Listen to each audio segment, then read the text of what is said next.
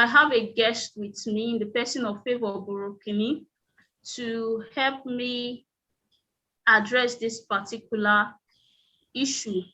So I have Favor already online. So Favor, how you doing? I'm fine. Good morning. I don't know if you can introduce yourself to everyone listening. Okay. My name is Favor Borokini, and I am a lawyer.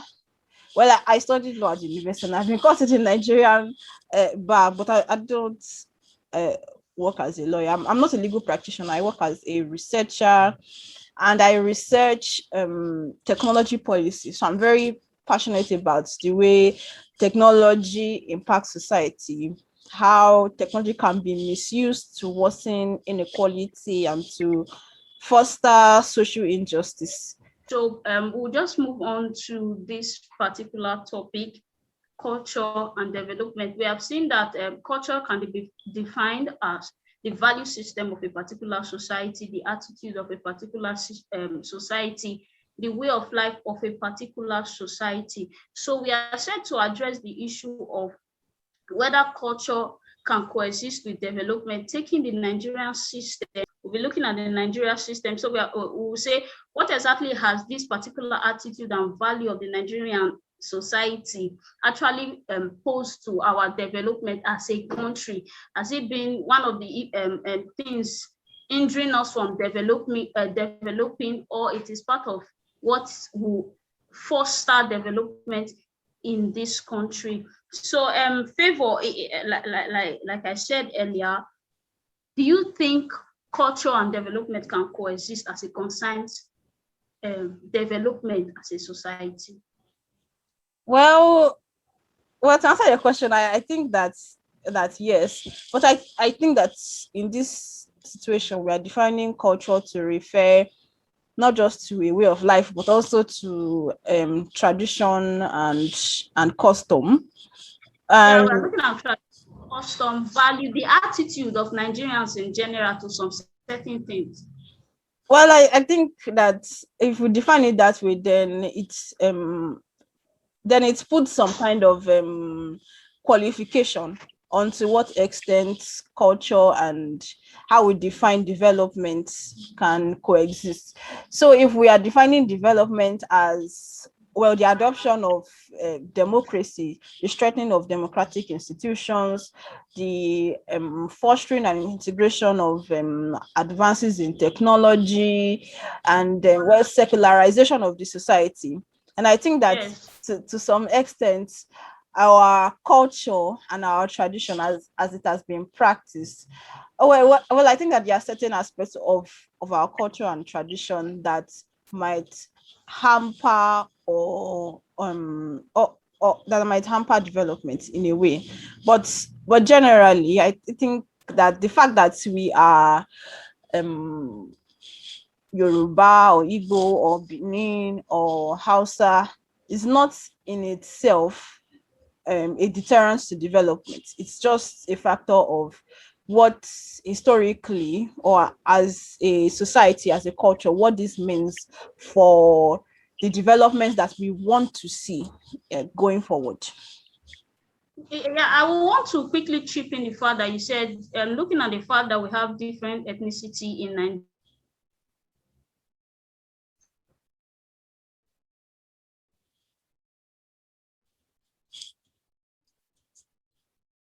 Recent issues that we have is the issue of open grazing. Knowing fully well that one of the major profession for those persons in the north, let's use the Hausa, it's cattle rearing. You see our government trying to make provision for this particular ethnic group. And you see that following current trend and current happening in the world and the secularization of how a society is supposed to run, it doesn't obtain anymore. But you see our government actually making reference to or trying to make way for this particular ethnic group. I don't know if it contradicts the point that you just mentioned.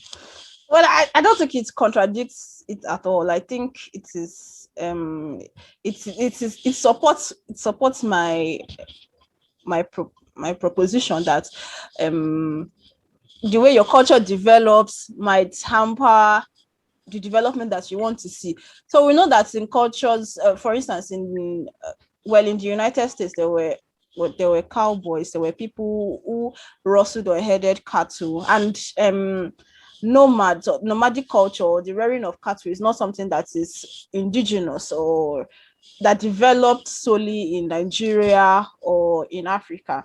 Various cultures have reared cattle, have moved with their cattle from states to states, from places to places, from regions to regions, as seasons moved, or through the cycle of seasons.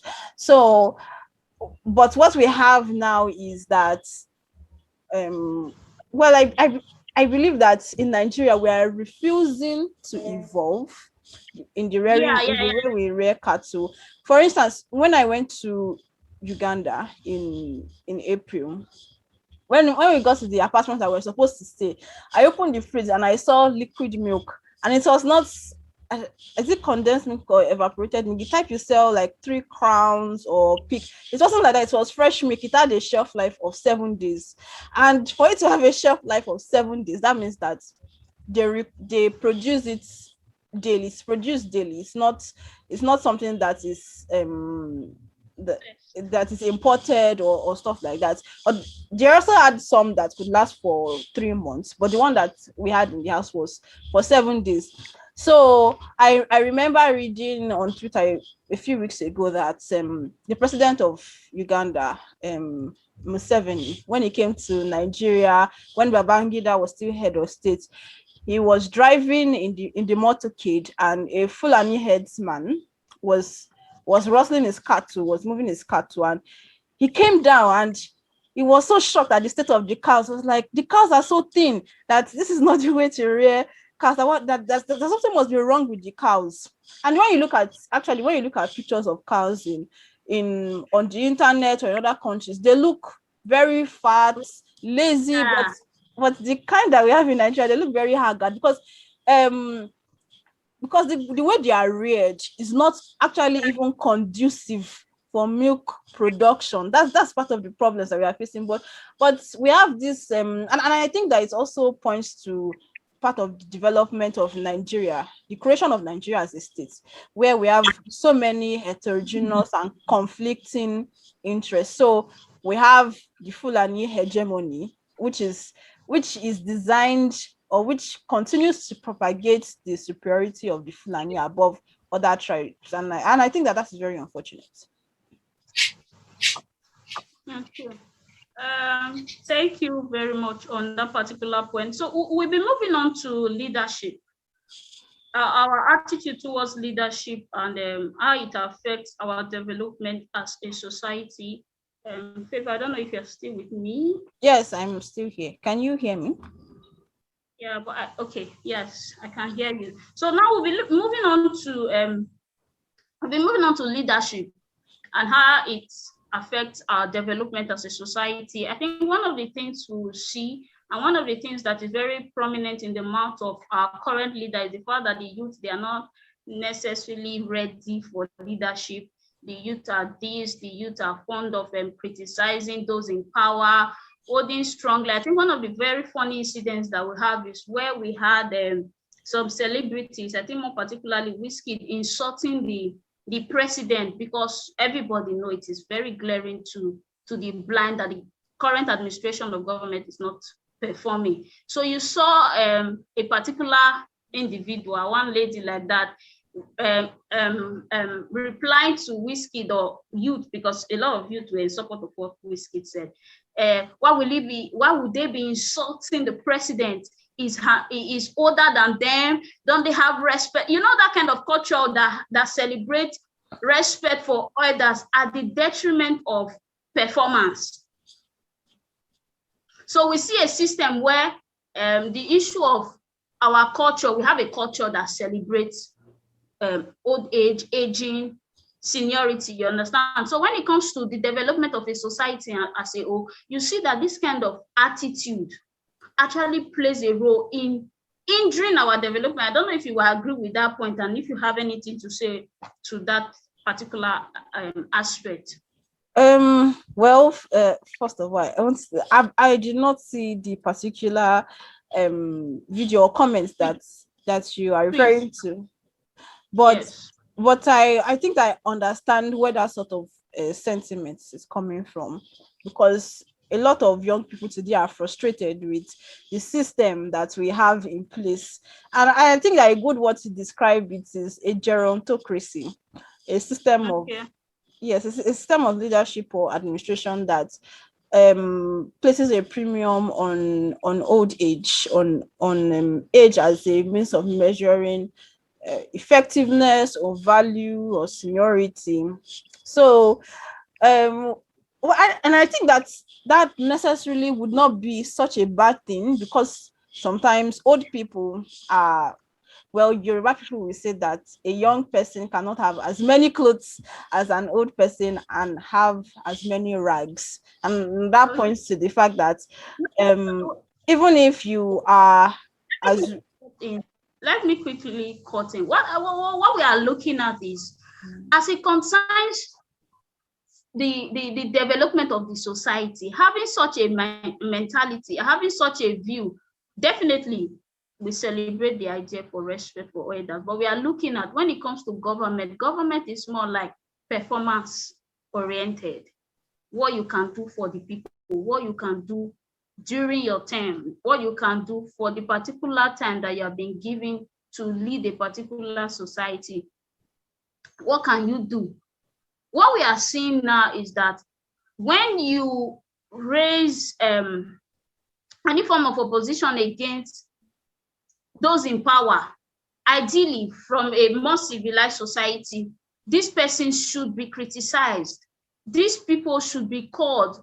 These people should be made to answer some certain type of question. But you see, one of the things hindering us is the idea that since they are older than us, since the people voicing out their own frustration is the youth, they don't actually have the right to voice out their frustration, because why? These persons, they are older than us. It is expected, like you said, that they should know better. Yes, I was coming to that point. And well, what I was trying to say was that old age is also important and valuable in certain contexts. But coming to the point that you would like me to address, I agree as well that certain aspects of our culture that prize seniority or old age are adverse to some of the developments that we would like to see, some of the forays in growth across the various sectors of the economy, for instance, that we would like to see.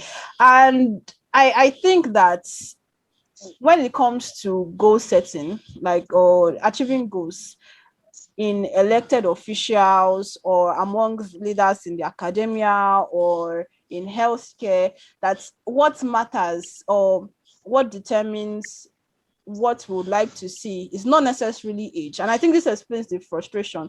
What we are not looking for is older people necessarily. What we are looking for is people who are willing to get us to where we want to be, where we would like to be.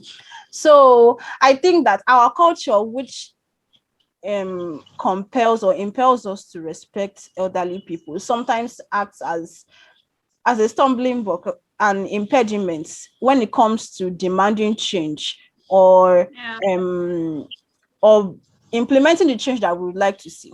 So that's what I think really. I think that in some places, in some positions, age is important. Age and experience, as they go hand in hand, often is important. But in others, what we would like to see is effectiveness. So what we need to do, in my opinion, is to identify what positions we would like to see effectiveness or change or knowledge, and differentiate those from what we think from the positions we think age matters. I think that's my opinion on a basic level to begin with. Yeah, I very well agree with you. And one thing I would want to say is the idea of how our system is created in a way that in all ramification, the older people have the resources to actually come into such positions. Yes. You, even if you are bidding for a position in a particular political party, you need resources. Yes. And those resources, they are in the hands of older generation.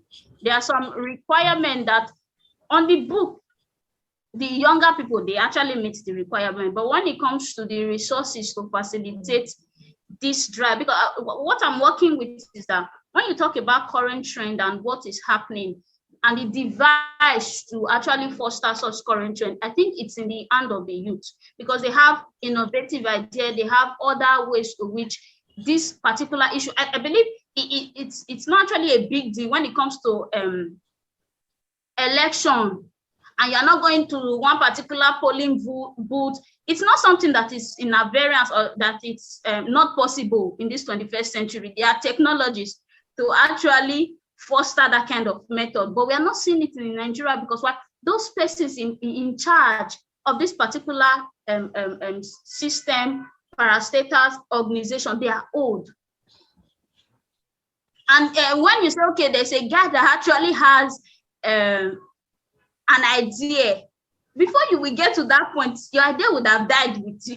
You understand? So yeah. I agree with the fact that we need to check and see where some this particular aspect of age, headship, older generation, where it is actually needed and where exactly we should not place priority on age. I believe that was your point, right? Yes.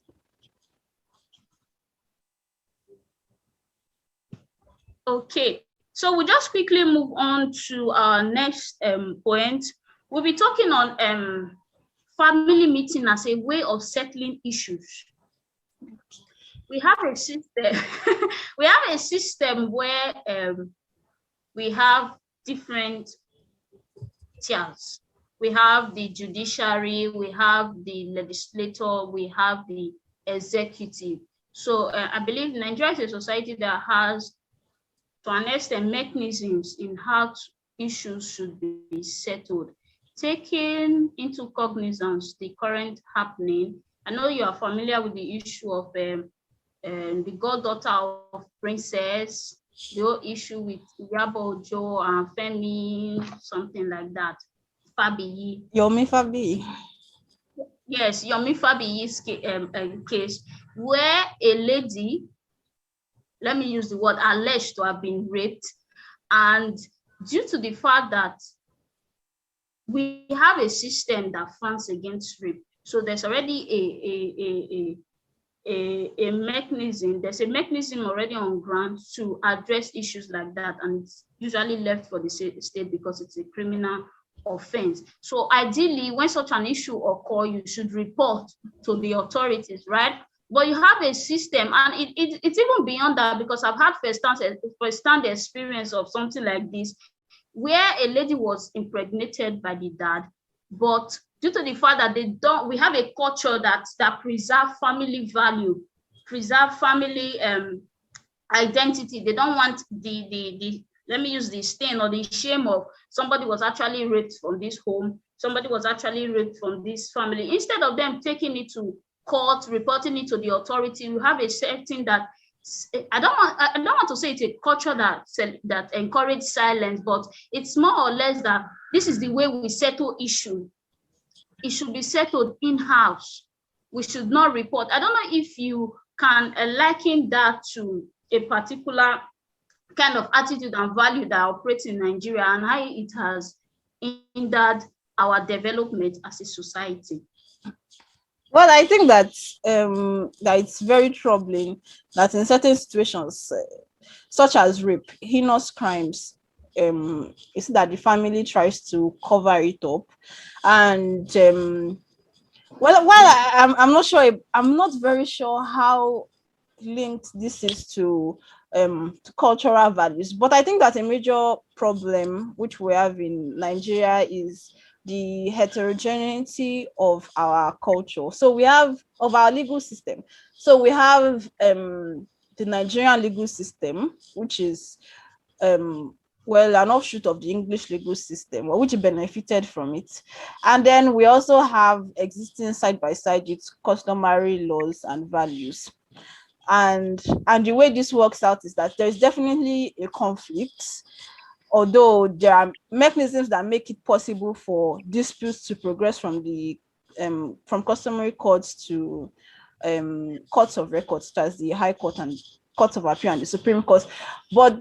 But this particular value of our society that is communal in nature, but very much less so nowadays, you find that it's less communal and more unitary. Everything is focused on the nuclear system or the extended family. They need to protect family members from disgrace, from public scrutiny, and well, I think that it's very harmful to like we defined how we define development, markers of the things that we would like to see. But I would not say it is definitely not unique to Nigeria. It's just that it is very harmful for certain things that I would like to see. So I think that's one way to address is for us to refine certain things about our culture. I think that normally or ordinarily, the way culture is supposed to work is that well, as the years go by, as perceptions and understandings of certain situations evolve, our ability to minimize or accept or try to cover up certain things also ought to evolve as well. But we have a situation where there doesn't appear to be a lot of evolution going on in certain yes, in respect of cultural value. Yes, in respect of cultural values. So like I was mentioning to you yesterday about the Idiogbe culture in Benin, where you have the eldest son inheriting the family house, which was lived in by the father, and how this played out, and how the evolution of the Nigerian legal system has played out in such a way that it is no longer possible for instance, I would venture to say the Oba of Benin or Benin chiefs or people that are living, that are affected, that practice this culture, to unilaterally say, we no longer want to abide by this culture. We now want the father of the house to be able to say, even though this person is the second child, this person is more responsible, and I believe he should inherit after I go. But because the Supreme Court has taken judicial notice of this particular custom and tradition, it can be disputed in court if a person so decides to do. So I think that these are some of the problems that we face when it comes to the evolution of culture, and even as it concerns, for instance, the inheritance of property by female children in certain cultures. You find that the reverse is the case.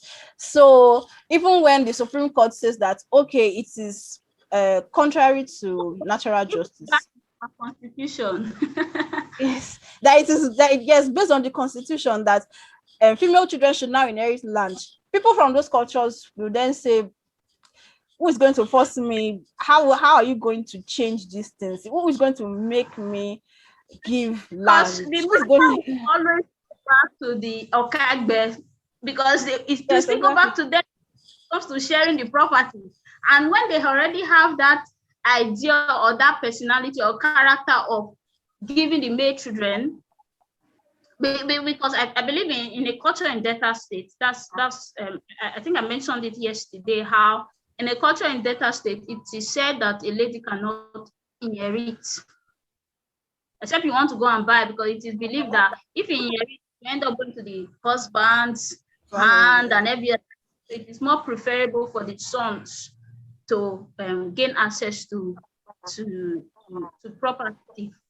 I also want to quickly say this so that you just say one or two, then we enter the last point for want of time.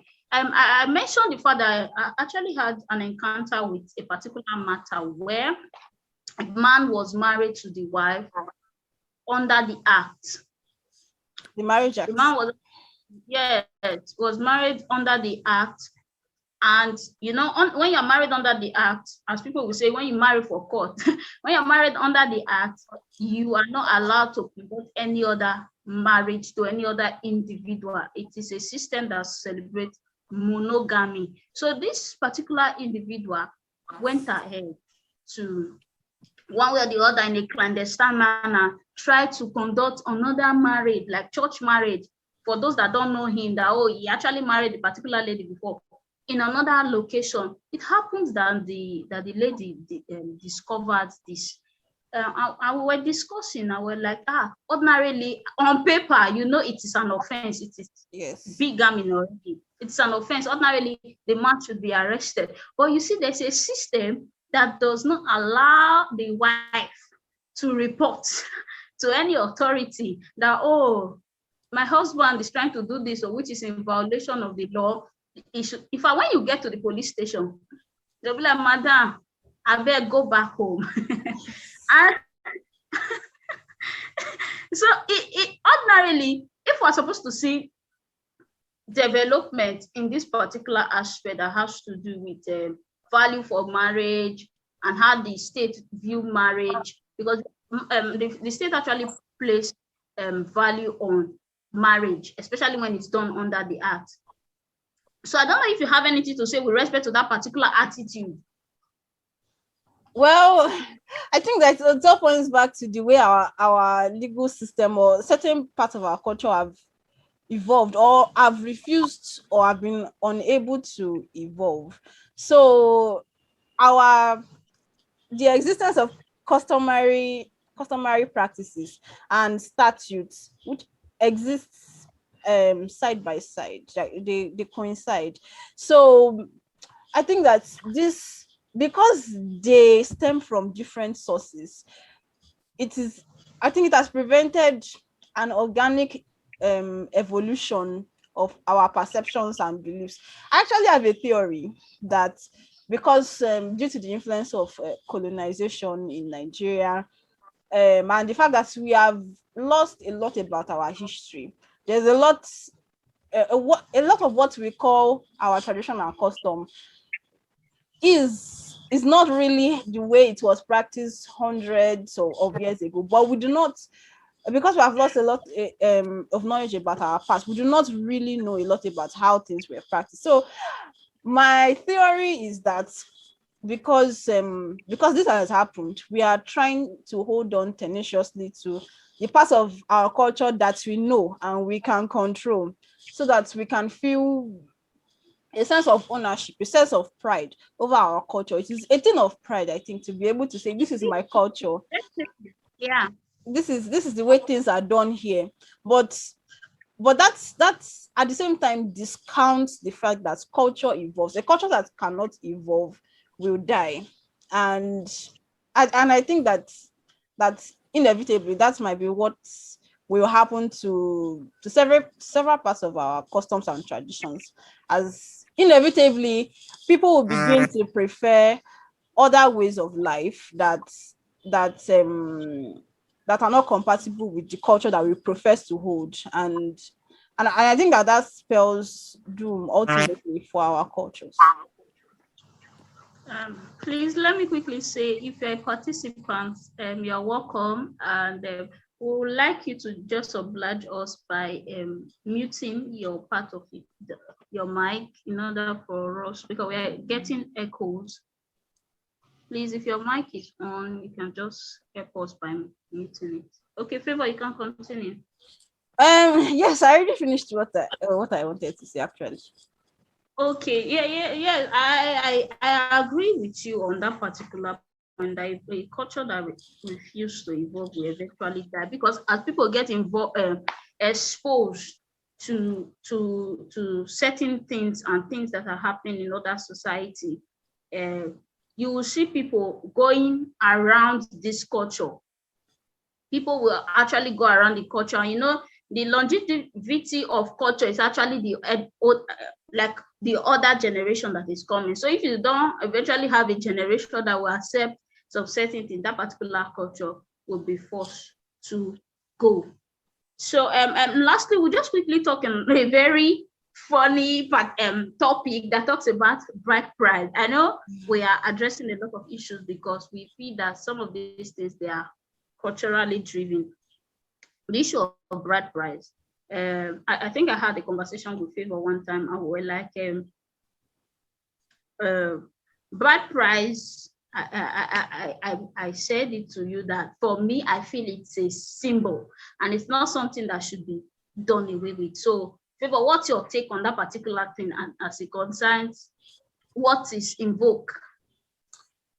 Well, I don't disagree that bride price is a symbol, but I don't think it's just a symbol. And I think it's also important to think about what it symbolizes. I am a feminist for one. The union between two families. Well, yes, I think so. I think one of the things that the monarch do when they want to strengthen their power, like kings, queen, they give their daughters, their sons in marriage just to show that, oh, we are together. I think that's what it symbolizes.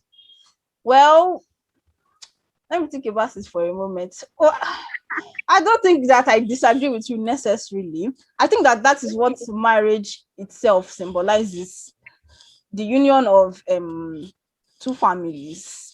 But bride price in particular, I think also connotes, well, it's used to, I believe, signify to the family of the bride that the groom is capable of taking care of the bride, that is capable of supporting her, that he has a livelihood and he has a family, he has people who can support him. But we see that, well, I find that today several aspects of the way, as it turns out, bride price has become merely symbolic. You find that in some cultures it's about 24 naira or 5 naira, and that millions or millions. I think we have different understandings of what bride price actually entails. But what I worry about particularly is the fact that it symbolizes, well, commodification of women. That's why I think you might hear in a dispute between a husband and a wife is that I paid for you. And what did you pay for, really? When you think about some of the demands that are placed on grooms during marriages, you begin to feel. Let me quickly put this in. Sorry for I was in court one day, and I think the lady brought a matter for divorce. I was at the area customary court, and after they read the claim of the lady against the man, do you know what the man's response was? He said, no, why I want to divorce my wife? It's my wife. She's my wife. Why the claim of the lady is that this particular man beats her, doesn't care for her, and every other thing. But when they ask the man, okay, are you guilty or not? What do you want to respond to this particular claim? He said, no. Now my wife, why I want to divorce my wife? And so that's what there is to being a man, or that's what there is to the union called marriage. Yes. I just needed to say that because it brought my mind back to that particular incident I experienced in court. Yes, I think, well, I don't know what the thinking in this particular man's mind was, but I think that a lot of the way marriages, a lot of things that go into the way marriage is conducted traditionally is also the fact that it makes it extremely difficult for marriages to be annulled traditionally. So my own personal thinking, or my own opinion about marriage, is that I've heard a lot of men complain about bride price, that it amounts to millions or billions in certain cultures and in certain situations. And I think that there are different ways to if we choose to not do away with the culture, like I think might be very good to do. I think there are different ways to amend it or to evolve it. For instance, if what is truly important in a marriage is the joining of families, coming together of families, can't we have a situation where the bride's family and the groom's family will exchange gifts? Not one where the groom's family brings all the gifts, and the only thing that the bride's family brings to the groom's family is the bride. I think that is an unfair exchange. So it could be I don't know what it could be. Perhaps wrappers, gifts of yam, food. What do people share during weddings? In exchange, or these materials could be contributed equally by both families to support the ceremony itself. I was in a group where we're discussing bride price actually, and a lady from South Africa, I think one Southern African country, she said she was very surprised when a lot of people were saying we should do away with bride price, because in our culture, the bride price was usually the things that were donated by the family of the groom and the bride towards the couple that are just starting out, to help them build their home, to furnish the apartment, and to just give them an enjoyable first year of marriage. So my thinking is, if we do not want to do away with the concept of bride price, but at the same time, from all angles, there are complaints about the costs and so many factors that are involved, then why can't this culture, why can't this practice evolve into something that is mutually beneficial for all parties? That's what I think. Very well. Thank you very much, Favor Borokini. For our participants, if you want to make a comment, you can just signify so that you can unmute your mic and say one or two, because we are coming to the end of this particular discourse. And I think one of the things we've been able to gather from this particular discussion is that it is not a situation where it's not necessarily, because when we did our thing, it's culture and development, a minus effect. Is it actually a system where culture should be, or culture actually hinders the course of development, or culture can also be used in a way that foster development in a society? And I think one of the points that we've been able to gather is that for there to be development and for the society to evolve, culture has to evolve alongside, right? Favor, did you hear me? I believe I said it well. We have a chat from Destiny. Say, I don't think any culture in Nigeria gives only the bride. Our parents usually send her to her husband's house bearing gifts. Okay, somebody made that statement. I don't know if you have a response to that. Well, I think that the person is actually correct. There are usually some gifts, like well, as I'm familiar with, there are boxes, some clothing, and continue. I wanted to say something quickly. Okay, but I think that when compared with the demands that are placed on the groom's family, that what the bride takes into the groom's home or his family's home is usually insignificant. Well, if you place them side by side. Okay, and I think one of the points I wanted to make is the fact that how the payment of bride price has become a money-making scheme for some family. How some, let me not use the word impoverished home, feel that the more you have female daughters, that's how much you can benefit when it comes to the marriage and giving away of your female child. I don't know if that was the point I was actually looking at it from, in respect to Destiny's comments. And I will want to quickly say, when it comes to the significance of bride price and how people hold dear to it, it's more like it's from the male angle that, oh, I've paid your bride price, not necessarily from the angle of, oh, my parents donated something and every other thing. Because when it comes to the dissolution of such marriage, it is the return or the refunding of the bride price that signifies that, oh, the man is no longer interested, and not necessarily the refund of gifts that was given to the bride. I don't know if you have anything to say, or Destiny wants to clarify. Favor. Well, yes, that's as we learned in family law, the annulment of a marriage traditionally, well, according to tradition and custom, depends on the return of the bride price from the bride's family to the groom's family. I've actually heard or read of situations where, in this case, the groom's family refused to accept the bride price when it was returned. The bride and the groom were estranged, so they were no longer living together. And after a while, the lady met someone else, and I think she was already pregnant for the new man, and they were planning to get married, but she had not been divorced, and the groom and his family, they refused to accept the bride price. And according to their culture, although there's actually been a case that has decided that this particular custom is repugnant to natural and justice, that if a woman is pregnant, whatever child that she has belongs to her husband because he has paid the bride price. So essentially, the groom's family were also claiming that the child does not belong to her, it also belongs to them.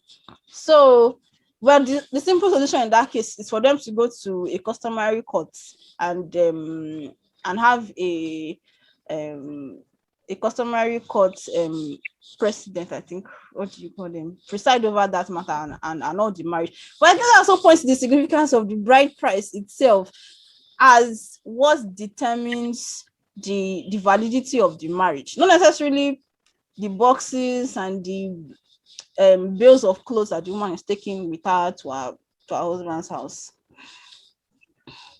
Okay, thank you very much, and thank you for everyone that's joined and some persons that joined and left. I can see Etido.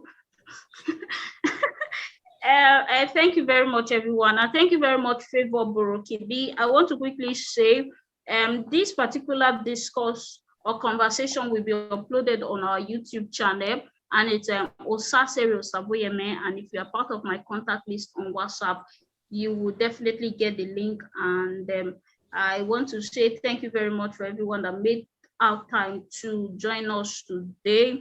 The Lord bless you, and as individuals of this great nation, let's do our part to actually make this country better. For every innovative idea, you can pursue it. For every creative idea that you have, you can actually bring it to life, because I believe we have youth here. So I want to quickly say that the development of our society doesn't just reside on the older generation, but also on the hands of the younger generation. And let's strive, even if our attitude or some certain things in place currently as it concerns this nation doesn't foster the interest of youth in government, but we can actually try and do our bit. I don't know if you have any last word for our listeners, Favor Borokini.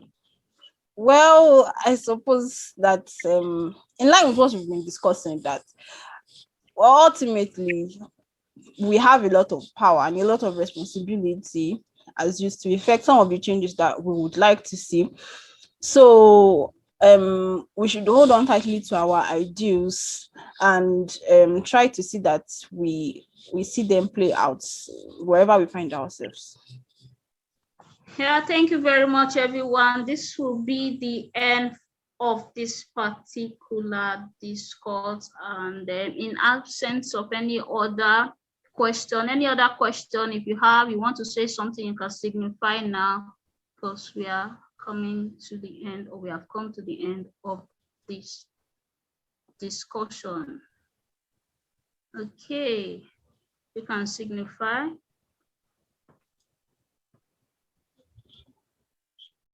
In absence of any, thank you very much, everybody. The Lord bless you, and see you next time. I love you. Bye. Bye. Yeah, bye everyone.